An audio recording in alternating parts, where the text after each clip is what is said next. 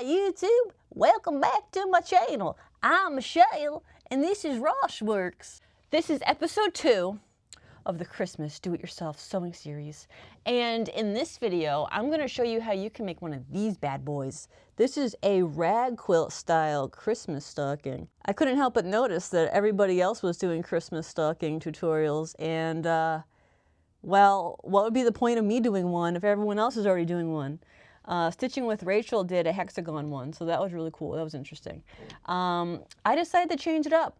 A tutorial like this might already exist. I did check YouTube, ran a quick search, didn't find one, but there are plenty on Pinterest, which is where, you know, I got the inspiration. Although I remember I thought about it. I thought about it in my pea brain while I was coming up with new content ideas.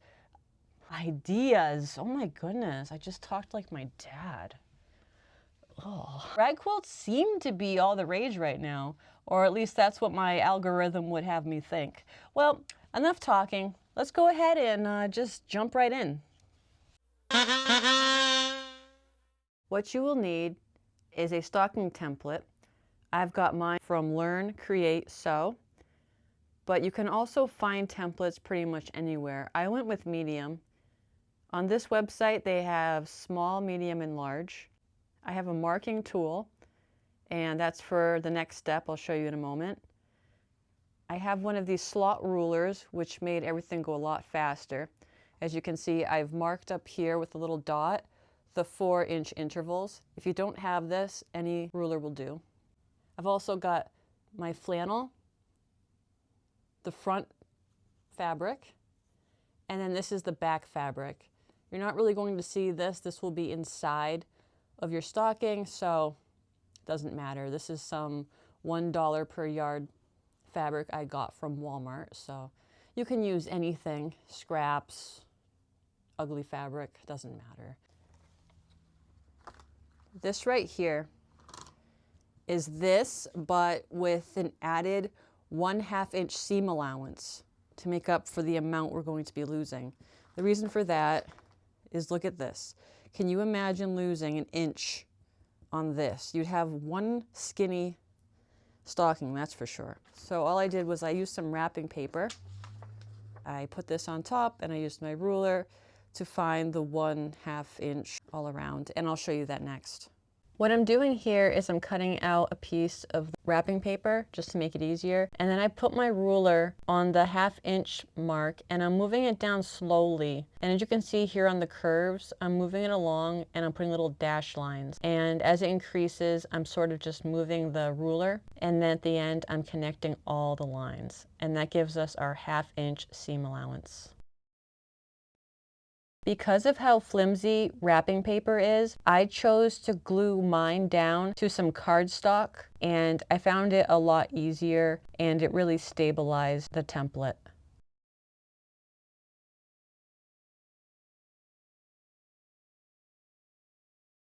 So here I have 50 squares in each element that we need. Now keep in mind, because this is going to be rag style, we're going to flip these around because we're putting them together wrong sides together. I'm just going to go ahead and get these guys all put together just so everything's ready for the next step. So I start out the bottom or the inner, and then I take some flannel.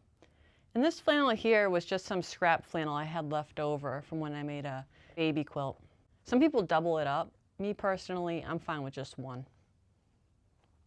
And then this goes on top, right side up. So go ahead and put all of your squares together, these cute little sandwiches. And once we've got them all put together, I'll show you the next step.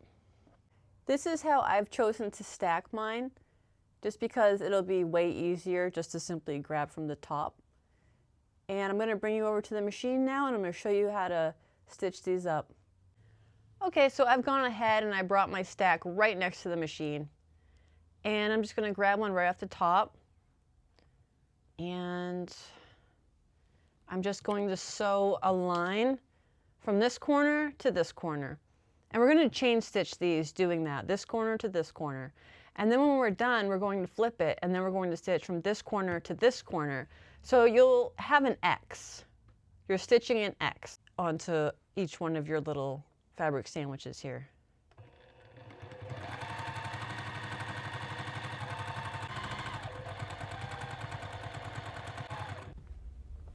Once I got them all stitched on the one side, I went ahead and I cut all the threads loose. That'll make it a lot easier for your second pass.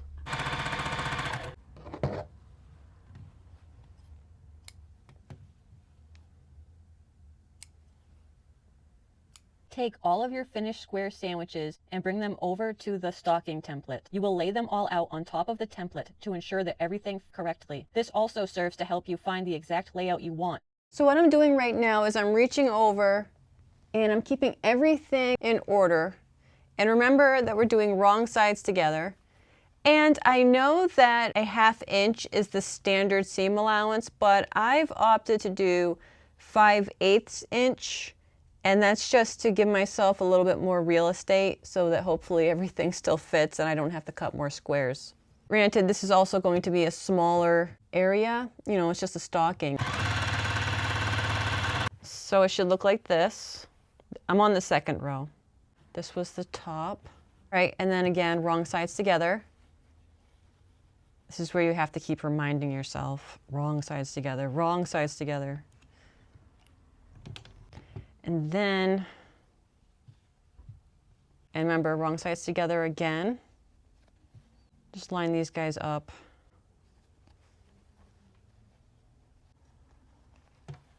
And do it again.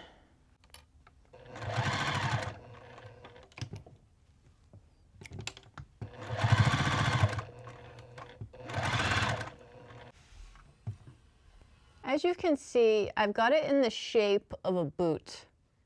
So this is over a bit. And then right here, this is going to have to go in the middle. So I'm going to go ahead and I'm going to connect this last piece. And then I'll show you the next step.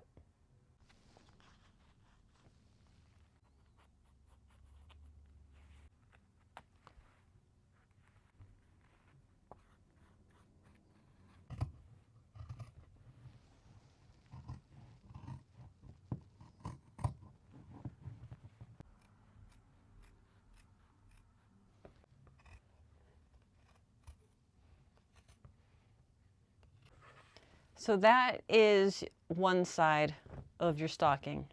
So we got the first one done. Now we need to make the other side. So we're going to flip it. And we're going to do the same process all over again. 25 squares.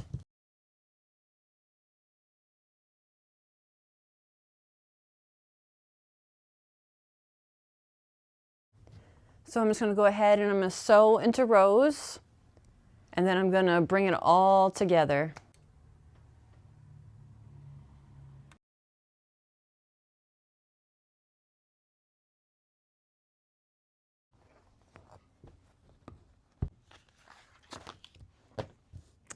Tab placement. If you want a little hanging tab, I'm just using a scrap piece like this. I didn't measure it or anything like that, and I'm just going to fold it in the middle so I get a nice crease. And then I'm going to take both sides and fold those in, touching the crease. And then I'm going to fold it again until I have this little strip there. And I'm going to take it over to the sewing machine and I'm going to sew this shut. And then I'm going to bring it in like this. And I'm going to sew it closed together. And then you will have a little tab, as it's called. All right, so now remember, when making a traditional stocking, you would put this in facing inside, and then you would obviously do it right sides together, but this is not traditional per se. So we're gonna put it sticking out.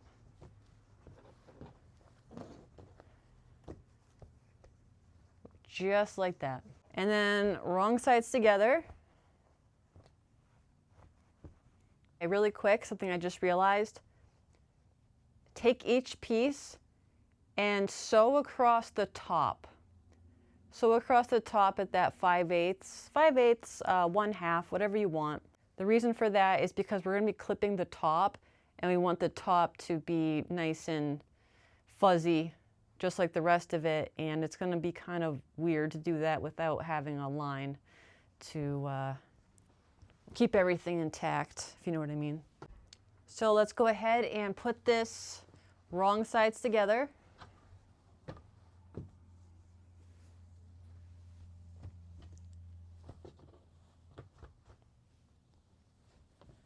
Remember, we are not sewing the top at all. We need to be able to get our meaty little paws in there.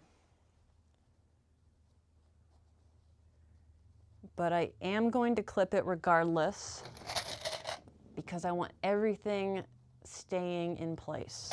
Okay. I'm gonna have to be very careful here because of this pin I've got. Actually, the pin is interfering.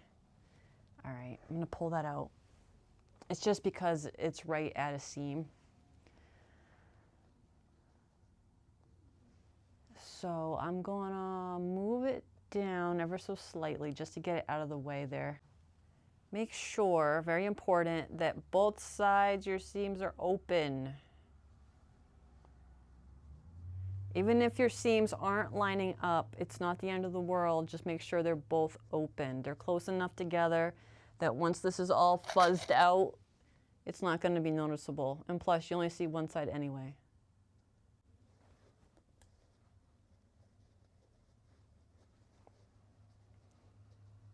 Whew. Okay, time to sew this pup together. All right, I'm going to start with this side first because I want to secure this little tab there. Back stitch.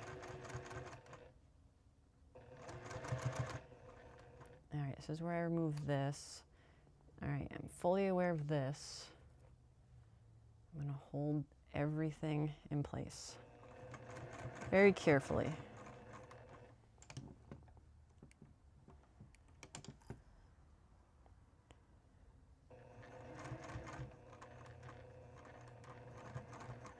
Will it catch that? I have to make sure I have it in far enough that it's going to get caught.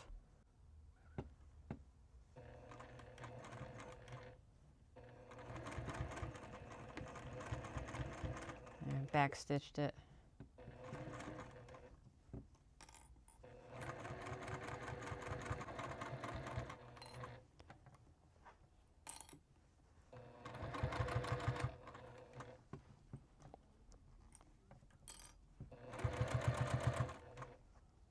All right, so here's kind of an annoying spot right there. Okay, so I'm gonna try my best to kind of get in there, and then I'm gonna turn it out.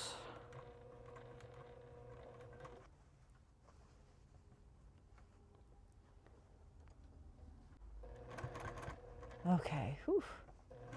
A little rough.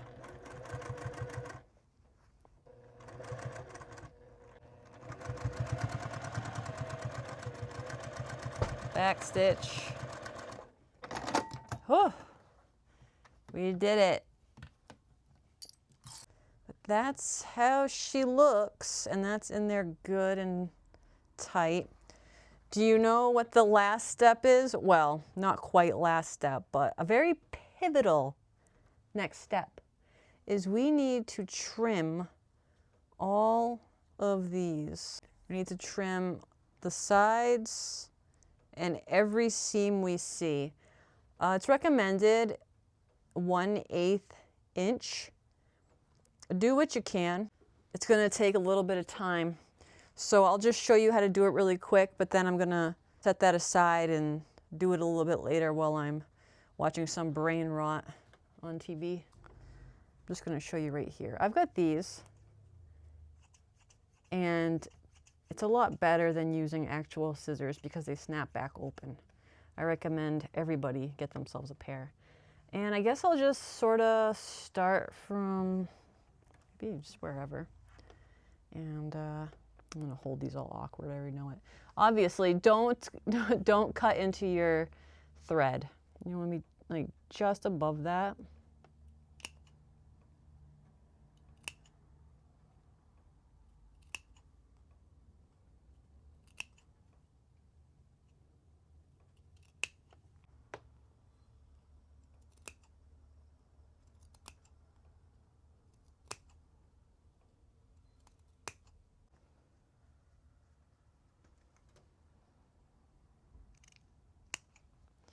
All right, and just continue doing this in every single seam.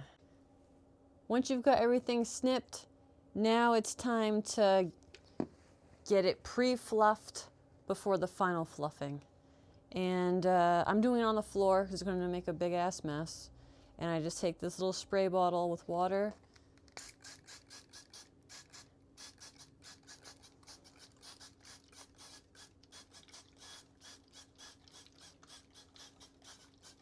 Very dramatic. Scrubby brush, hard bristles.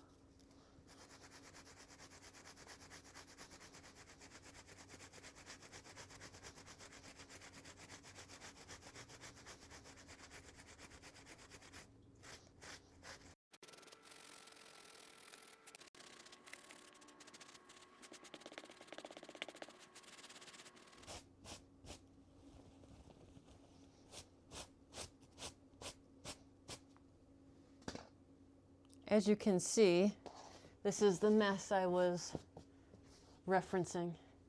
All right, so we've got it pre-fluffed, and this also gives you a great opportunity to see if there's any areas that you forgot to clip, because it'll be made abundantly evident. So what do we do next? Having one of these is highly recommended. It's going to go in here, and then it's going to take a trip to the laundromat, and it's going to get a wash, and it's going to get a dry. And then it will be ready. So I'm going to go ahead and just slip this in there now, and I'll see you tomorrow for the great unveiling. Are you ready?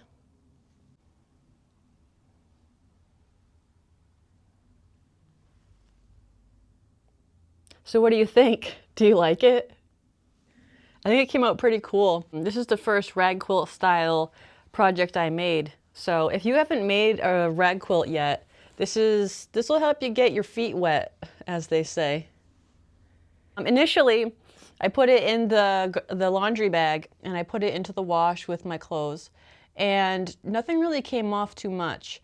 And then I put it into the dryer still in the bag, and when I took it out, it was still a little bit damp. It's a bit thick. It's quite thick, so it does take a bit to dry. So I took it out, I brushed it with a soft bristle brush this time, fluffed it out. The soft bristles actually were more effective. So even though I showed you a hard bristle brush initially, I actually recommend a softer bristle brush just because it has a nicer effect. It really kind of fluffs it up a little bit better. I did that. I put it into the dryer without anything, and it fluffed up pretty good. It dried up. That's this side. That's this side. It's really cool. Came together really fast. You could get this done in one day. It took me 2 days because I had to wait for laundry day. So if you like this tutorial and you'd like to see more like it, go ahead and like, subscribe, and I'll see you in the next one. Bye!